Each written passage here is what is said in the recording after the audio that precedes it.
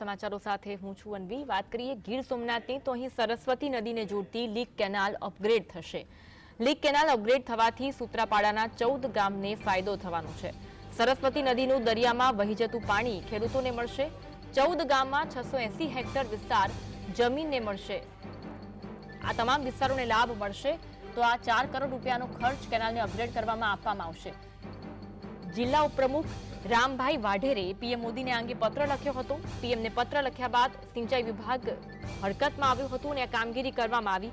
દર વર્ષે સરસ્વતી નદીનું લાખો ગેલન પાણી દરિયામાં વહી જાય છે, ત્યારે હવે 4 કરોડ રૂપિયાના ખર્ચે કેનાલને અપગ્રેડ કરવાની કાર્યવાહી કરવામાં આવી। જિલ્લા ઉપપ્રમુખ રામભાઈ વાઢેરે આ અંગે વડાપ્રધાન મોદીને પત્ર લખ્યો હતો અને પત્ર લખી તેમાં રજૂઆત કરવામાં આવી હતી। પત્ર લખ્યા બાદ સિંચાઈ વિભાગ હરકતમાં આવ્યું હતું અને કામગીરી સિંચાઈ વિભાગ દ્વારા હાથ ધરવામાં આવી છે।